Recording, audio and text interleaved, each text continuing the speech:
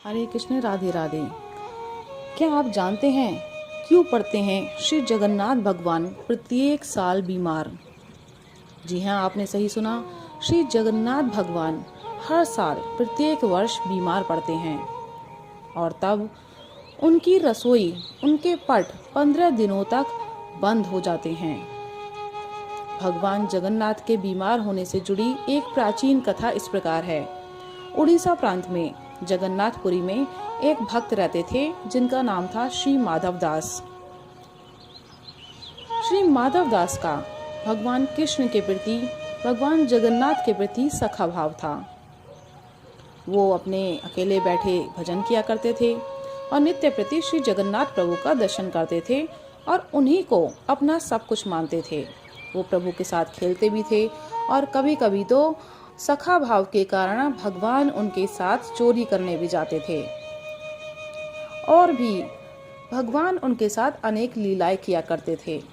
एक बार माधव दास जी को उल्टी दस्त हो गए।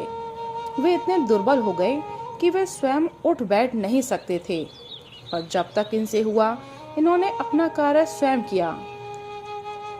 कोई कहे महाराज जी हम कर दें, तो बोले नहीं, मेरे तो एक ही हैं, जगन्नाथ जी वही मेरी रक्षा करेंगे। ऐसी दशा में जब उनका रोग बढ़ गया तो वे उठने बैठने में भी असमर्थ हो गए। तब श्री जगन्नाथ जी स्वयं सेवक बनकर इनके घर पहुंचे और माधव दास जी की सेवा की। क्योंकि उनका रोग इतना बढ़ गया था कि उन्हें पता भी नहीं चलता था कि कब मलमूत्र निकल जाता था। उनके वस्त्र गंदे हो जाते थे। उन वस्त्रों को जगन्नाथ प्रभु अपने हाथों से साफ करते थे, उनके पूरे शरीर को साफ करते थे, स्वच्छ करते थे। कोई अपना भी इतनी सेवा नहीं कर सकता जितनी जगन्नाथ भगवान ने भक्त माधव दास जी की करी। भक्त माधव दास जी का प्रभु पर स्नेह इतना था, प्रभु को इतना सखा भाव से मानते थे कि सब कुछ उन्हें अपना मानते थे। इसलिए प्रभु भी उनकी सेवा करने आए। जब माधव दास जी को होश आया तब उन्होंने तुरंत पहचान लिया कि ये तो मेरे प्रभु ही हैं। एक दिन माधव दास जी से रहा नहीं गया और उन्होंने प्रभु से पूछा, प्रभु आप तो त्रिभुवन के मालिक हो, स्वामी हो, आप मेरी सेवा कर रहे हो। आप चाहते तो मेरा यह रोग भी तो दूर कर सकते थे।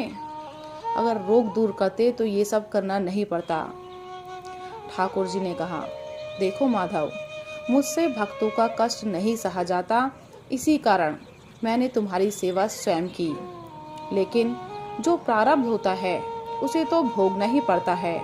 अगर उसको काटोगे तो इस जन्म में, नहीं तो उसके भोगने के लिए फिर तुम्हें अगला जन्म लेना पड़ेगा।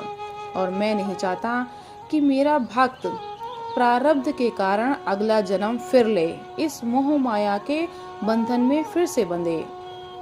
इसीलिए मैंने तुम्हारी सेवा की। भक्तों के सहायक बन उनके प्रारब्ध के दुखों से, कष्टों से भगवान सहज ही पार कर देते हैं। अब तुम्हारे प्रारब्ध में ये 15 दिन का रोग और बचा है, इसलिए 15 दिन का रोग तुम मुझे दे दे। वो 15 दिन का रोग जगन्नाथ महाप्रभु ने, भगवान ने माधव दास जी से ले लिया। इसलिए आज भी जगन्नाथ भगवान बीमार होते हैं। इसीलिए 15 दिन के लिए मंदिर बंद कर दिया जाता है। कभी भी जगन्नाथ भगवान की रसोई बंद नहीं होती, पर इन 15 दिन के लिए उनकी रसोई भी बंद कर दी जाती है। भगवान को 56 भोग नहीं लगाया जाता। बीमार हो तो परहेज तो रखना ही पड़ता है। प्रभु को लगाया जाता है काढ़ों का भोग। इस दौरान भगवान को आयुर्वेदिक काढ़े का भोग लगाया जाता है। जगन्नाथ धाम मंदिर में भगवान की बीमारी की जांच करने हर दिन वैद्य भी आते हैं।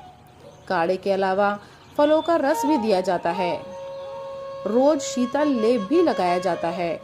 बीमारी के दौरान उन्हें फलों का रस, छेने का भोग लगाया जाता है और रात में सोने से पहले मीठा दूध अर्पित किया जाता है। और जिस दिन वे पूरी तरह से ठीक हो जाते हैं, उस दिन जगन्नाथ यात्रा निकलती है, जिसके दर्शन हेतु असंख्य भक्त उमड़ते हैं। खुद पे तकलीफ लेकर अपने भक्तों का जीवन सुखमय बनाएं, ऐसे तो सिर्फ मेरे प्रभु ही हो सकते हैं। जय जगन्नाथ जी, जय जगन्नाथ भगवान। हरे कृष्ण, राधे राधे।